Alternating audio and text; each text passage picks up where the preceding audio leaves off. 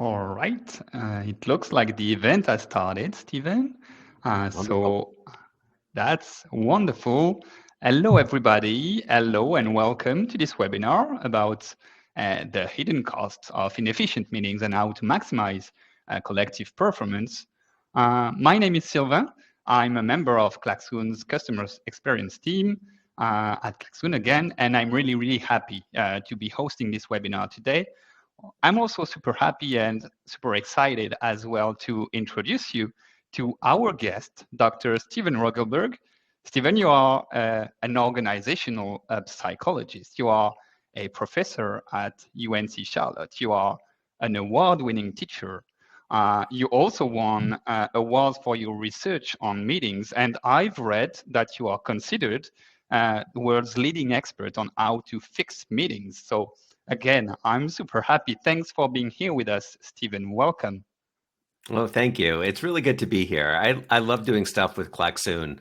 Klaxoon was actually the very first company selling meeting products that took an interest in my work. So this is even before my content started to go viral. The first company that was interested in the science of meetings was Klaxoon. My very first event to talk about my meeting science was with Klaxoon. So Oh, that's kind of cool. That's it kind is of cool. a neat beginning. It is cool. We can see some bridges between you and the company. So that's really, I'm really glad once again that you're here. We are going to leave like a few minutes for people to join, but we are going to move on to today's agenda and the following steps. Welcome once again, everybody. I'm really happy that people joined. And if that's okay for you, let's move on to the agenda, as we said. So today, what we are going to go over is the introduction of our special guest. Once again, I'm going to introduce you, Stephen, to people, you and your work and your background as well. We are going to talk then about the direct and hidden cost of ineffective meetings. Then we'll move on to estimating employees' time and measuring the meeting effectiveness. Our next steps are going to be on how to improve the meeting culture thanks to methods, thanks to technology solutions, thanks to case studies as well. And we are going to finish with a word about asynchronous work, which is, we believe trendy right now and super interesting. And as you see, we will finish the session with a Q&A session. So feel free to write all your questions on real time at the end of the session. We are going to make sure we take as much question as possible directly during our discussion or by the end of the webinar. So yeah, feel free once again. I hope everybody's hearing us well. Feel free to leave a message as well if there's any problem, technical issue. And I can see all your message. So thank you for joining once again. And I think we're all set, Stephen. So maybe let's go deeper into details. Thank you. Sound is okay. Perfect. Good. So let's start. Maybe as said, I'm super excited to have you all with us today and deep dive into today's topic. But before we get there, can you tell us a little bit more about you, Stephen, about your background, your work, about the science of meetings? Sure. So, as you noted, I'm an organizational psychologist. And as an organizational psychologist, I'm drawn to studying big problems at work that cause people a lot of stress and anxiety. And meetings are a perfect candidate for that. Clearly, meetings have been challenging for people. But at the same time, meetings are essential. Like we need meetings. So you have this juxtaposition of a work activity that's essential, but also one that we're not doing very well. And that's a perfect combination to focus on. So yeah, so for over 20 years, I have been doing research on this topic, and it's been a lot of fun. What's so neat about it is that meetings can be solved. They can be solved. Like the I'm science works. It glad changes you things. say that. And so, yeah, so I mean, that's what's so energizing, right? when you study something that's really problematic and you find you have some good science around it, I mean, it's just, you notice it, right? You notice how good it can make things. So yeah, so that's what brought me square into meetings. I love the topic. I think it's really important, and people, care greatly about it.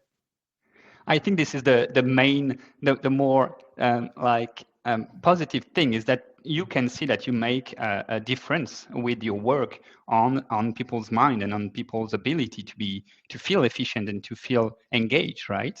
I think you're right. I mean, that's the beauty of this whole area.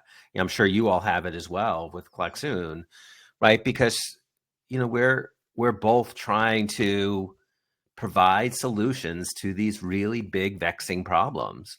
And you know, definitely technology solutions can help, but also we just need good people solutions. Ultimately, good leaders need to recognize that they are inherently a steward of others' time.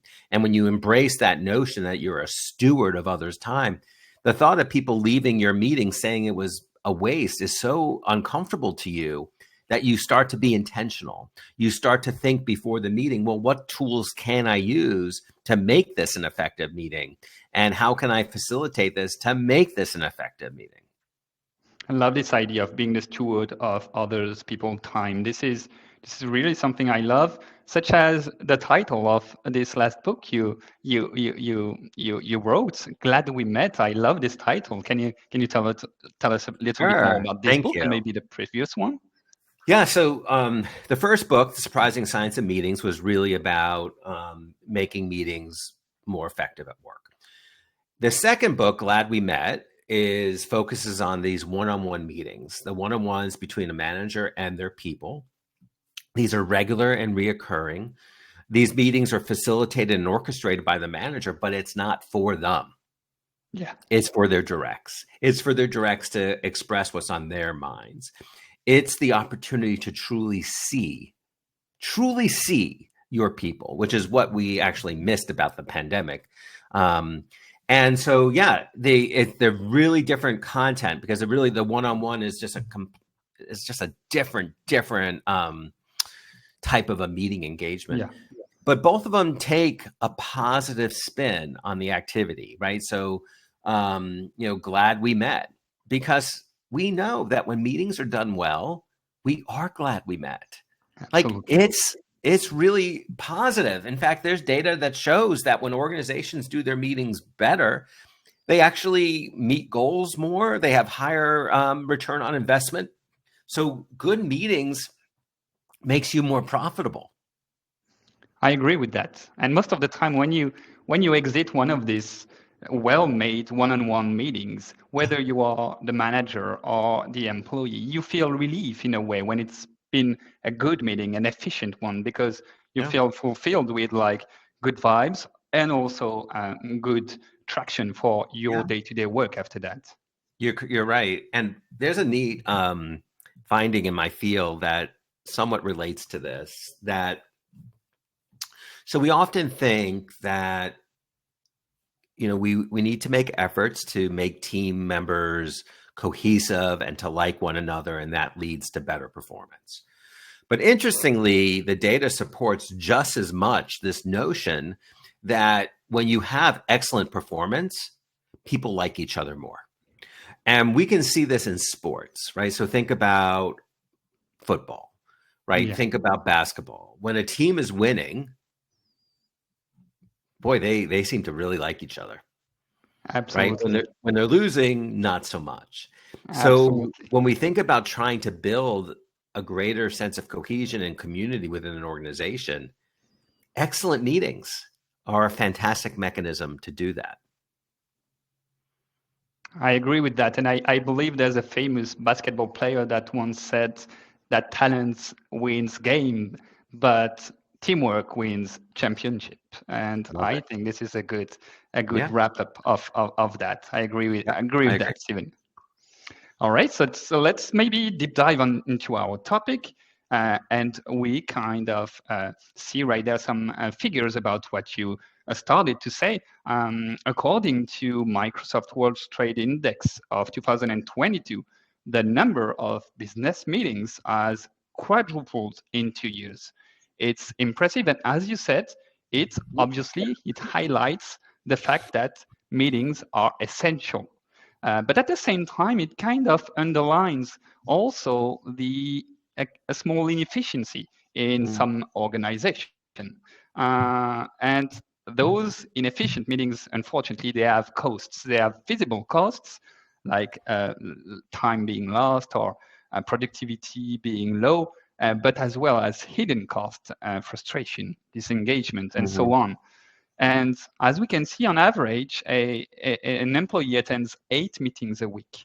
And this figure doubles when it comes to senior executive. So we can see there's kind of, as you said, the fact that meetings are essential, but the fact that there's frustration when it comes to meeting. How many times have we heard a colleague saying, "Oh, a meeting once again, a video conference, and blah blah blah." So, how do you explain that? How can we reconcile those two people? Yeah. So meeting activity exploded during the pandemic, obviously. And there was really a few reasons. So one was benevolent, which is this idea that we want to invite lots of people to meetings because we want to be inclusive. The second is insecurity, that so many managers did not know how to manage when their employees are not directly in front of them. So they would just call a lot of meetings to constantly be checking in. But it really did stem from a place of insecurity of how to be a manager. And then third is just a technology reason, that it's just so easy to schedule a meeting now that we just do. And so, meeting activity has been way up. There obviously is some decreasing as people move more hybrid. There's still not that need for as many check-ins. What's interesting is that while meeting activity exploded, the length of time in any particular meeting actually decreased a bit. So there was just a ton of these quick check-in meetings, which again is that kind of that insecurity issue. It's clear that we need a retraction in meeting activity, but we need it to be a principled retraction. Companies that just say, let's get rid of 30, 40% of our meetings, that's silly. That's silly. Yeah. Every department, every function will have different needs when it comes to meetings. And so these blanket rules just make no sense. What we want to do is a much more organic approach. We want to charge managers with meeting with their teams, do an audit of their meeting activity, and make some choices about which ones are truly needed, who really has to be there, who can just be kept in the loop, and make this kind of an organic activity. And if all of our departments are doing this, we can easily decrease meeting time or unnecessary meeting time. But and even your stat of 8 hours and 8 meetings a week, it's crazy. Like as you even go further up to the most senior levels, these folks can be in meetings 30, 35 hours a week. And that's a problem because, these folks, they need time to be strategic. Absolutely. You need time to think by yourself and to take a higher point of view on stuff, whatever your position is. I agree with that. So you kind of mentioned it. It kind of decreased since the COVID crisis, this number of corporate meetings. What do you think will be the tendency, like now that we, as you said, on kind of hybrid mode with those meetings? What is the tendency?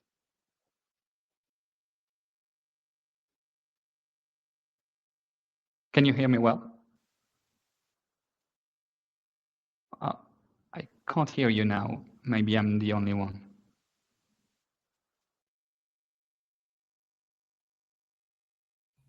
All right. How about now? Perfect. All right. So I think what we'll have is that there's going to be a slight retraction from the very extensive meeting activity during the pandemic, but it's not going to go down to where it was before the pandemic. I think the resting place will be in between where we were before the pandemic and the middle of the pandemic, and that will be more of our kind of state. But I still think that might be a little high. I really do. I think people can find more opportunities to shed some meetings. And really, what I want to do is decrease meeting sizes and meeting times, Meeting time is the right? Because key. that's a way of returning time back as well. I remember this figure. It was in Europe, much precisely in France. At the time, the average meeting time was 1 hour and a half, which is way too Mm, much because like of the focus time, which is yeah. decreasing apparently right now. What's your point of view Yeah. on that? Is it the same in the US, this average meeting time? No, it's lesser. It'd be more between 30 minutes to an hour. But yeah, I mean, that's a long meeting. Um, Especially given something we know called Parkinson's law. And Parkinson's law is the idea that work expands to fill whatever time is allotted to it. So if a meeting is scheduled for an hour and a half, magically it will take an hour and a half. But we can actually use this to our advantage, right? If we schedule our meetings for 45 minutes, we'll get it done in Yeah, 45. So it's really important that we set meeting times a little bit more aggressively. And even when we decide on a meeting time, I encourage leaders to dial it back another 5 minutes because the research shows that when groups are under pressure in their meetings, they actually perform more optimally, right? Because they're more focused. absolutely. You're conditioned. You're in a mental state that like drives you to Yeah. focus much more Yeah. efficiently. Right. Thank you for that, Stephen. Maybe let's move on to the next page, and maybe perhaps let's first break down. We talked about the meetings. The subject of our webinar is the cost of those meetings. Maybe let's break down the differences between direct and hidden costs. What are the biggest that we should be aware of according to you? We can see some examples right there. Yeah. I mean, this is a great slide that you put together. It does an excellent job capturing the issues. Meetings are fascinating because we can attach a price tag to it, right? Mhm. We can just take people's time by their salaries and say, yeah, this is what that meeting costs. And that's interesting, especially because, as we get better at these, you can also calculate a return on that meeting cost. And there could be dashboards created for companies where they can actually start to monitor their investment in meetings. This is some work that I've done with others that's fabulous. So they can start dialing into whether this investment is working. What's so fascinating is we spend less money on IT than we do with meetings, right? And we're always analyzing our IT investment, but we don't analyze our meeting investment. It's kind of interesting. It is. So yeah, I mean, I just, I think the direct costs, I think people understand readily. Mhm. The indirect, the hidden costs, I think are so fascinating. And I always like to start with the opportunity costs, right? Anytime we choose to do something, that means we're not doing something else. And that other thing that we're not doing could be bringing in business. It could be helping a customer, right? It could be innovating. So those opportunity costs are hard to quantify, but they're real. They're real. Anytime we put someone in a meeting, we are taking them away from something else that could be more strategic. And then I think the other cost I want to highlight is this engagement piece. Your top talent will leave more readily those organizations that run ineffective meetings. They're not going to have patience for it. So when your culture is one of bad meetings, not only are you not getting stuff done, but you are going to lose your top talent. And that is exceptionally expensive to deal with. Yes, it is, and it's really interesting, and it directly relates to our next page, the meeting effectiveness. You mentioned it, that some of the largest hidden cost of meetings is efficiency, lack of effectiveness, Yeah. which of course leads to uh, productivity, of course, through what Mm-hmm. you say, opportunity cost, disengagement. This figure, which is impressive, no less than 80% of employees believe they would be much more productive if they spend less time in meetings, and there's obvious reasons Yeah. behind it. Like it takes, as you said, it takes their working time. Yeah. It they it prevents them sometimes from making progress on their other priorities, and sometimes they have to find other times, such as their own time, personal time. Yeah. What is your opinion on this figure and this fact that people like Yeah. are like fed up kind of with Yeah. some of the meetings? I mean, so I agree with the things that you said. I thought that was really good. So what's missing from that stat is that people will be more productive if they're not spending time in bad meetings. Right? So stats like this sometimes treat all meetings the same. And I actually think that can hurt our conversation. Um, because good meetings are extremely helpful. They are. You know, a world without meetings is much more problematic than a world with meetings. Right? Meetings were an evolution from the Industrial Revolution, where we had control and command systems. Right? Meetings are what we recognize are the mechanisms for consensus decision making, coordination, cooperation, communication. It inherently recognizes the importance of employee voice. And so what we're truly rebelling against is when these meetings are bloated and ineffective. But so we just have to be careful to think that just the elimination of meetings is going to help us, that Yeah, ultimately it will have unintended consequences. absolutely. It will hurt the organization if there was an unprincipled elimination of meetings. Yeah, we have to reconcile the workforce with the positiveness of meetings in a way. What Yeah. do you think about this statistics? Like 80% of participants believe the primary cause is lack of preparation. Do you agree with that? Or do you have other keys in mind?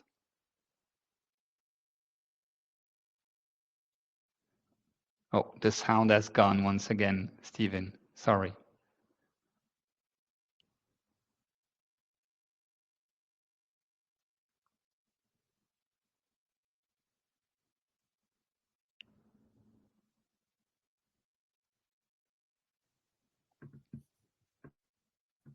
Can you hear me?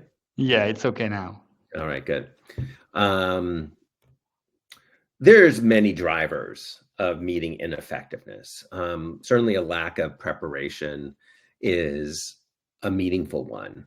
Um, but I think if I had to rank order the types of um, drivers, I think I would start with the meeting leader, not being intentional, the meeting leader not facilitating, the meeting leader inviting the wrong people or too many people, not picking the time strategically, not crafting an important agenda. So, for example, I'll just say something about agendas.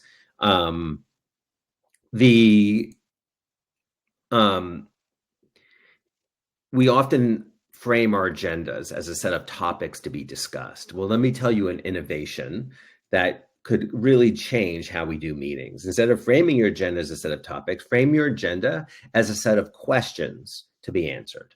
By framing your agenda as questions to be answered, now you have to really think about the meeting and what you're hoping to achieve. Right? By framing your agenda items as questions, you have a better sense of who has to be there. They're relevant to the questions. By framing it as questions, you know if the meeting has been successful, the questions have been answered. And if you just can't think of any questions, it likely means you don't need a meeting. So you could just imagine, like, if you created your agenda that way, it would be even more impactful and powerful for promoting meeting effectiveness. So there's a lot of drivers. And so that's in the surprising science of meeting.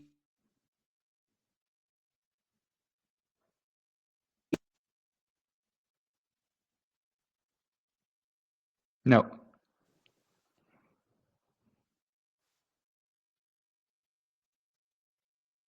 No. Let's try once more.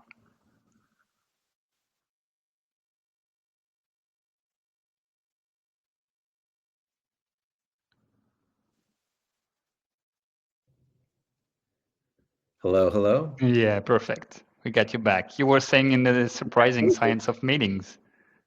Yeah, so the surprising science of meetings really gets into all the various factors that can drive meeting effectiveness or ineffectiveness. And so we don't want to assume that there's ever just one cause. Of It's a course. constellation of causes.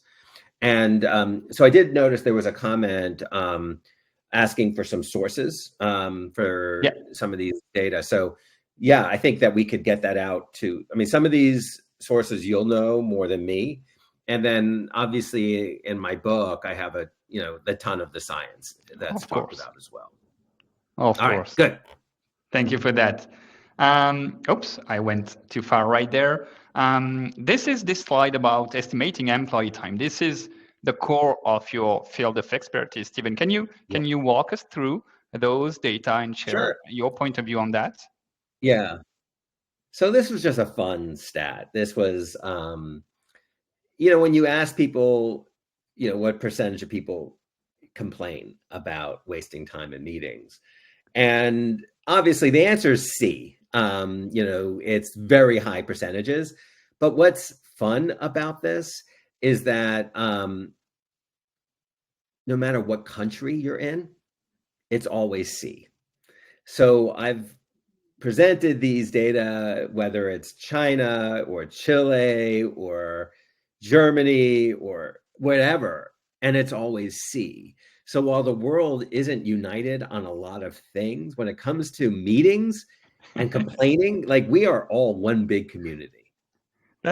I love that. That's lovely. In the end, we're all just a whole group of people thinking the same things about meetings in a way. That's interesting. The impact on employee engagement. In this recent study on employee engagement levels, it was demonstrated that higher levels of engagement leads to an 83% decrease in absenteeism and at the same time a 23% increase in productivity. This is promising figures, but at the same time, there's only a small percentage of people worldwide that declare themselves engaged. So, first of all, Stephen, why we can see a little bit of details about the geographical situations right there. What do you think there is such a difference? Why do you think Europe, for example, struggles much more with engagement levels than North America, for example? Employee engagement is such an important concept. Engaged employees are better performers. They help each other more. They're safer on the job, more teamwork, lots of really good things. So I haven't studied engagement levels across countries, but I'll speculate that in the US and Canada, fundamentally, the relationship to work is different than what you often see in Europe. So in the US and Canada, work is quite central to people's identities, but that might not be the case in Europe, right? And so I think that there is just much greater expectation and focus on engaging your people because work is central to their identities. And so when work isn't essential to your identity, I think the owners and the leaders recognize that. And so I don't think that they push as hard on it as you might see in some other countries. Mm-hmm. I like this idea. And what do you think about this 70% that relates directly to management style? Do you think it has something to say in the discussion right there? Yeah, for Of sure. I course. mean, the biggest driver of an employee engagement is going to be the manager. Mm-hmm. Um, and even what the manager does in meetings, which is our next slide. Absolutely, absolutely. And again, that's your expertise right there. Can you walk us through those Sure. research and data. Yeah, so I'll just share. One of the things that we did was we studied people's engagement on the job, not in a meeting, but on the job. And we tied it to the types of meeting practices their managers do. So it's meeting practices and overall engagement on the job. And we tracked this over time for employees. And we wanted to see, do meetings fundamentally affect your engagement with the job? And it did. So if you go to the next slide, one of what emerged so powerfully is that those managers who are more careful in the calling of meetings, so they only meet when there's truly a compelling reason, and those managers who manage time more effectively in meetings, and most importantly, those managers who create freedom of speech in meetings, the employees were more engaged overall. And so while we often think about meetings as being places of drain, when meetings are done right, they're actually places of gain and ways of engaging your people. I like those ideas. Do you I see freedom of speech. Do you consider behind that also the fact that sometimes in some meetings, some people are maybe too shy or too afraid to raise their voice, and some people are Yeah. much more comfortable with that? Do you Yeah, correlate that to the freedom of speech as well? I do. And so when we think about freedom of speech, and maybe this is a tie-in even to Klaxoon, because freedom of speech is not just verbal speech, right? It could be silence, writing. And so silence can be leveraged in meetings very effectively using tools like Klaxoon and others. And those things can promote freedom of speech. And in some regards, they can promote it even better than verbalizing. Because when you ask people to work together and collaborate in writing, um, then they can't interrupt. Everyone's doing it, everyone's involved. You have a lot more content. So, in many regards, you can promote more freedom of speech. Yeah. Yeah, exactly. And we always say that behind a person that doesn't raise his voice, there may be a revolutionary idea that is lost because it hasn't been heard or read. You're right. Absolutely. So I think the next slide is about one of your quotes that I'm going to read, Stephen, if you're okay with that. Regardless of the context, meeting engagement is closely related to participants' ability to Yeah. express themselves, as we just said. Consider an inclusive approach that values contributions beyond the verbal, such as visual challenges or silent brainstorming. You mentioned that quickly right before. What is your like takeaway from this quote, and what's beyond that? Yeah. I mean, so this quote still is completely relevant. It is. And I just, so, the silent brainstorming, for example, that the researchers showed that when groups brainstorm in silence, typing directly into an app or a Google Doc or whatever it happens to be, that they generate nearly twice as many ideas as if they were brainstorming with their mouths. And the ideas tend to be more creative. More genuine in a way as well. Yeah, yeah. So, I think one of the keys is for leaders to realize that they have a lot of different choices that they can make in how they run their meetings.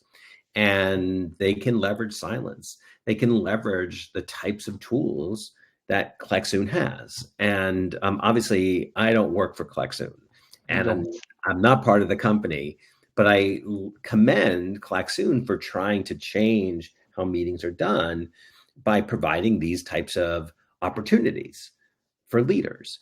And they are opportunities. They're opportunities to change this pattern of poor behaviors that we often have in meetings. So I think the key takeaway is really just diversification, and let's keep it fresh. Love this. Diversification. I must say I'm a big fan of visual challenge and visual organization. I think I'm a visual learner, so that's Mhm. probably why. But I think it helps having an idea of where we are coming from and where we are heading towards. What What do you think about visual management, Stephen, particularly? I mean, a picture can be extremely powerful. And so where I might disagree with you a little bit is I don't think that some people are visual learners and other people are not. I think that what people are is diverse learners. And that if we want to truly teach and have people connect with information in a meaningful way, we want to do different modalities. And the more that we mix it up, then our ability to really engage people increases. And so I would not at all suggest that silence techniques or visual techniques are just reserved for those people who are more visual learners. Mm-hmm. Everyone benefits from a diverse experience. I like this because this is the perfect transition to the next slides, which are all about how can we improve the meeting culture. So there's different things that we saw on the agenda. It can start with methods like proven efficient methods, for example, uh, in order to like boost the participation, in order to boost the team engagement, in order to boost the productivity. And it can be, we have a few examples there. It can be as simple as a small structure, a visual space for one-on-one meetings, for team meetings. And it can go as far as providing a full framework for rolling out more complex projects. What is your opinion on those type of models, those type of templates? Do you have maybe a favorite one, a go-to model that doesn't fail ever? No, there's definitely nothing that is that we can count on at that level. But the diversity of tools is fabulous so that leaders can make choices. And right, they can think about their people, think about their situation, think about who they are. And they can then decide. And that's something I think is so important, is that there's not like a secret magic formula to make meetings work. There's not going to be a secret magic tool that's going to make meetings work. But when people are intentional, they start to pick the tools wisely. And they pick the tools that can indeed elevate the meeting. And so I love that there's different methods, but I want people to make choices. Making choices is good. Like this idea. I really like this idea, and to continue on this discussion, really interesting discussion. We have also the technology solutions. Since COVID, obviously, as you said, there's nothing more simple than like shoot a quick one-on-one meetings, a quick synchronization with your coworker.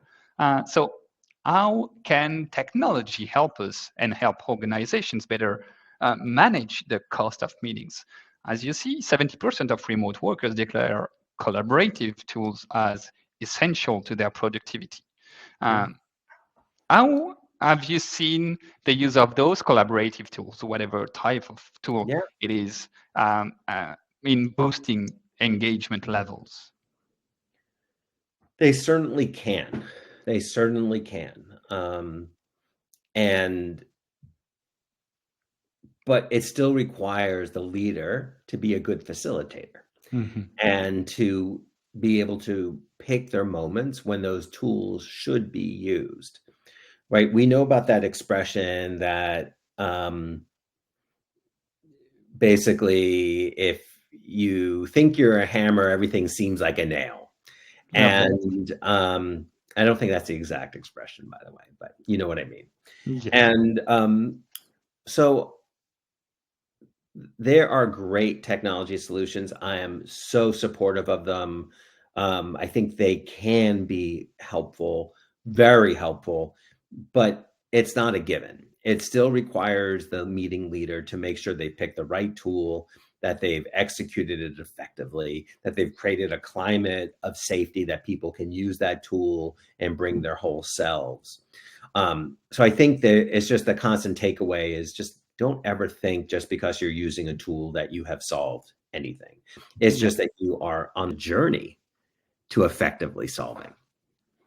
Absolutely, yeah. Sometimes we see some tools like something as simple as video conference as like the climax of collaboration, the pinnacle that's going to solve everything. And as you said, there's some disadvantages as well. Yeah. And yeah, you have to work a combination of Yeah. management skills and tools to be efficient in a way. Next slide is a little bit about technology solutions, but also methods, because we are going to talk a little bit about Klaxoon. I'm going to guide you through what is Klaxoon. As you can see, I do work for Klaxoon, Stephen. So what is Klaxoon? Well, it's really simple. Klaxoon is the world's first all-in-one collaborative platform. It kind of has the capabilities, to turn every interaction into a strategic win. It does offer a range of 10 tools that you can see right there to drive participation, to drive engagement and boost engagement inside and outside of your meetings. From the whiteboard through interactive questions and to a gamified quiz and adventure.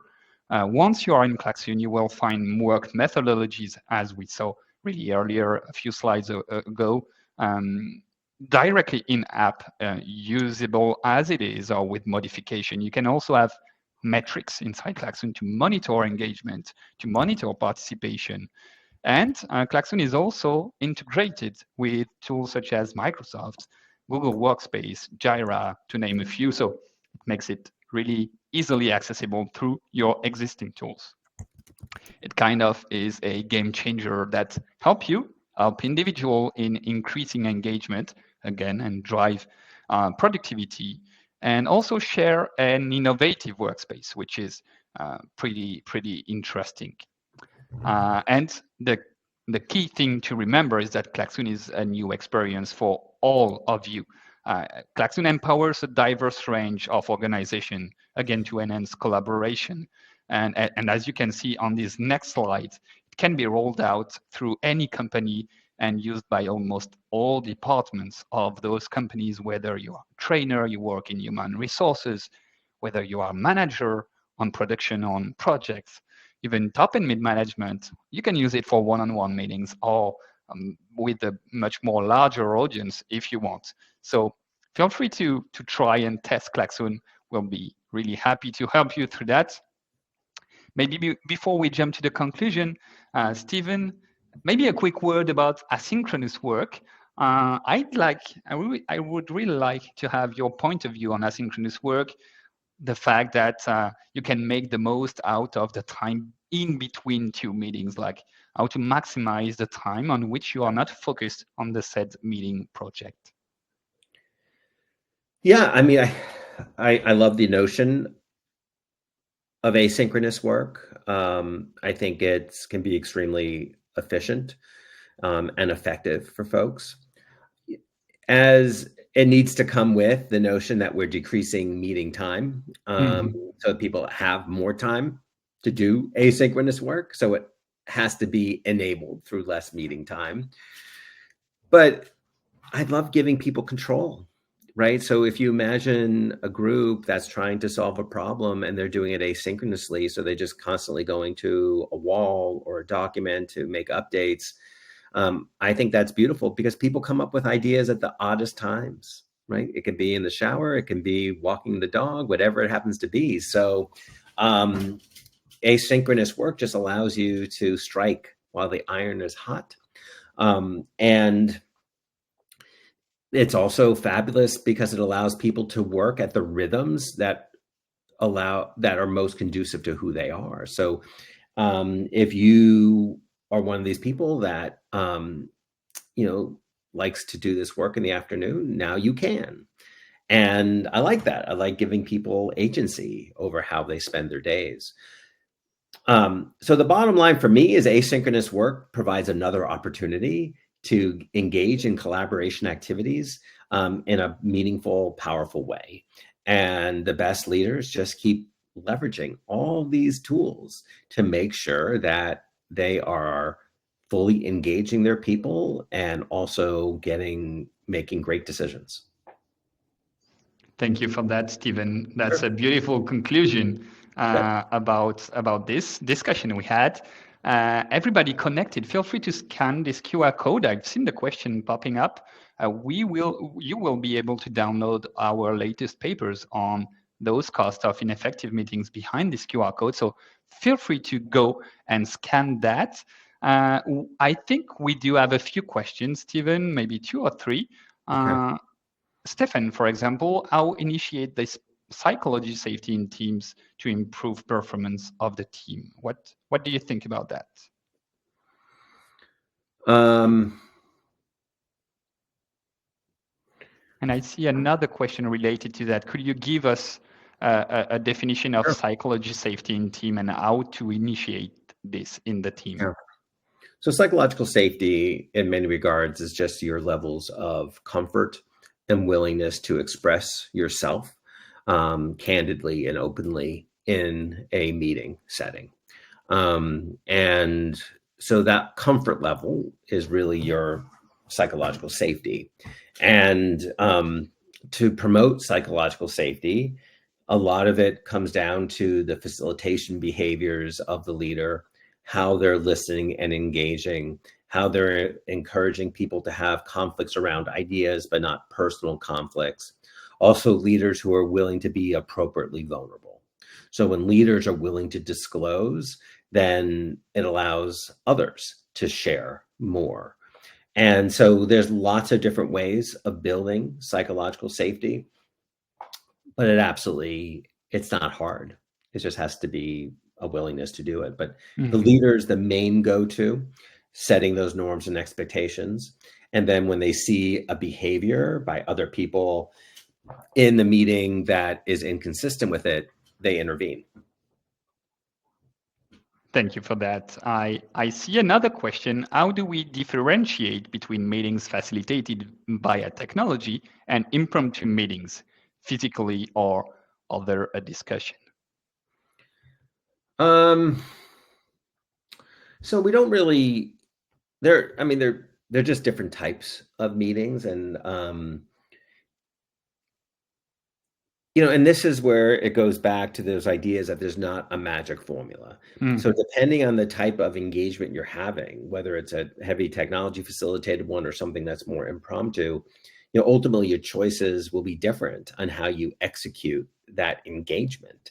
And so that's what I try to do in my books, is just give you options and then let you fit it to your scenario.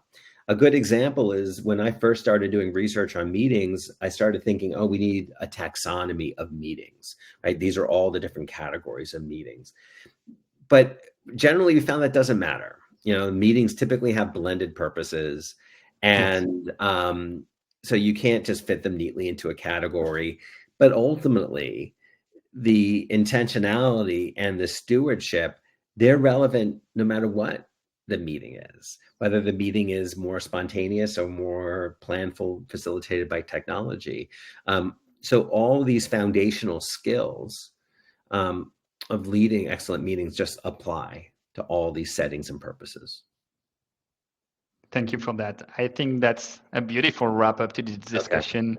Okay. Stephen, I think we went a little bit over the time. It was really, really great talking to you, Stephen, and learning from your insights today. I look forward for future interesting conversation with you. Thank you so much for your participation. It was a pleasure. Really appreciate it. Thank you very, very much. Thank you. And thank you for all the people who joined and the questions. Thank you very much for your participation. And I hope to see you soon on a different discussion, maybe with you, Stephen. Thank you. Bye-bye.